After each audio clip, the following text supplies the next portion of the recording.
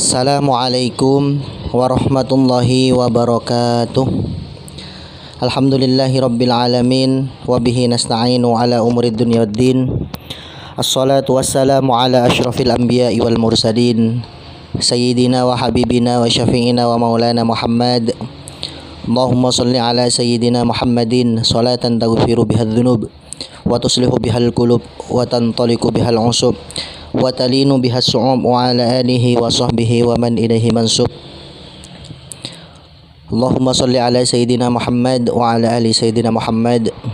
Alhamdulillah, teman-teman channel Sultan Maghrobi, mudah-mudahan kita semua yang menonton channel ini mendapatkan syafaat dari beliau baginda Nabi besar Muhammad sallallahu alaihi wasallam, dan juga mudah-mudahan yang menonton channel ini, kalau yang mempunyai kesusahan, mudah-mudahan Allah angkat kesusahannya.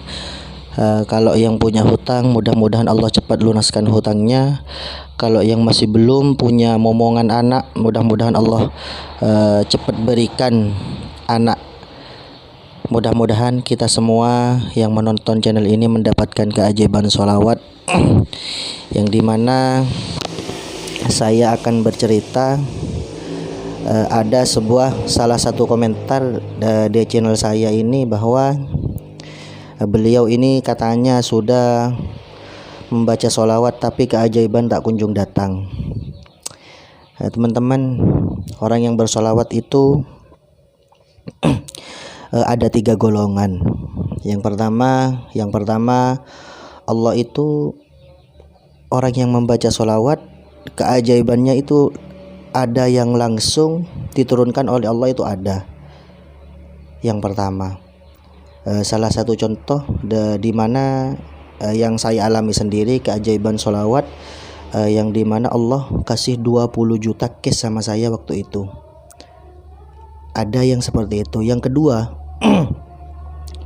ada yang masih ditunda sama Allah. Salah satu contohnya seperti ini. Misalkan ada anak kecil yang masih kecil. Anak yang masih kecil itu, beliau itu dikasih dikasih sesuatu benda yang tajam. Salah satu contohnya kayak gunting, kayak pisau. Anak kecil yang memegang itu, kalau dia itu minta megang pisau misalkan dia nangis sama orang tuanya, dikasih apa tidak dikasih sama orang tuanya, meskipun nangis, ya tidak akan dikasih karena masih belum tahu kan yang ini bahaya, apa ini tidak, kan seperti itu. Sama halnya dengan kita. Allah itu, misal kita sudah sholawat tapi kita sudah istiqomah, kita itu sudah nangis minta sama Allah tapi Allah tak kunjung jawab doa kita. Itu bukan seperti, mungkin kita itu seperti anak yang kecil ini, masih belum waktunya, meskipun kita nangis itu tidak dikasih. Salah satu contohnya seperti ini, teman-teman. Biar jelasnya, ada teman saya, mungkin beliau itu tidak kuat dengan rezeki yang Allah kasih, dan pada akhirnya ini teman saya ini sukses. Dia itu juragannya banyak lah, juragan sales. Dia itu sukses sampai punya modal sampai 200 juta. Awalnya dari nol, ketika sampai di puncaknya beliau itu punya modal sekitar 200 juta, dan banyak anak-anak banyak yang kulak ke beliau. Beliau itu kan otomatis semakin omsetnya semakin besar dan juga penghasilnya besar, tapi beliau itu tidak kuat. Dan pada akhirnya beliau itu dengan kesuksesannya, dibuat sama beliau ini, salah satu contohnya main perempuan, yang kedua main judi online itu, dari tidak kuatnya di beliau. Nah, jadi kita ambil ibrah, mungkin kita jangan suudzon sama Allah, kita harus husnuzon. Mungkin kita yang membaca sholawat masih belum kunjung datang keajaiban, mungkin itu masih ditunggu sama Allah, keajaibannya itu masih ditunda sama Allah. Kalau kita sabar, insya Allah Allah kasih, dan nanti kalau sudah tepat waktunya, insya Allah Allah kasih. Dan kembali lagi ke cerita yang tadi, saudara teman saya ini, juragan sales ini sekarang itu bangkrut. Karena kenapa? Karena dengan kesuksesannya beliau itu main perempuan dan main judi. Akhirnya Allah itu, ini bukan ujian, beda. Ujian sama azab itu lain ya.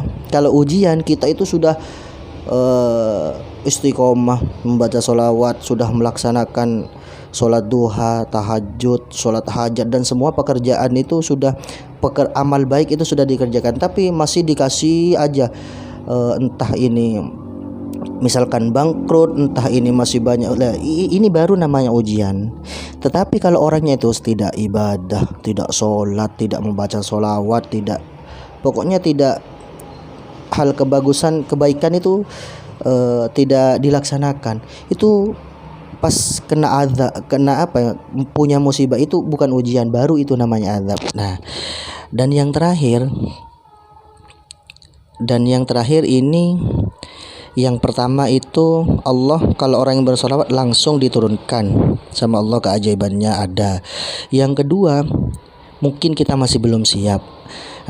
Dan yang ketiga ini, mungkin Allah diganti keajaiban solawatnya itu bukan dari uang, bukan dari mungkin biasanya kita itu sakit, Allah sehatkan. Biasanya kita itu mengalami kecelakaan, Allah tidak kasih kecelakaan, Allah kasih sehat-sehat kita. Mungkin Allah diganti dengan kebaikan, diganti dengan pokoknya hal-hal yang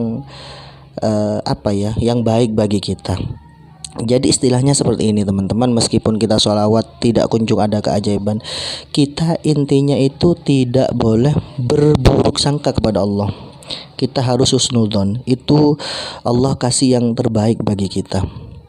Jadi yang sabar.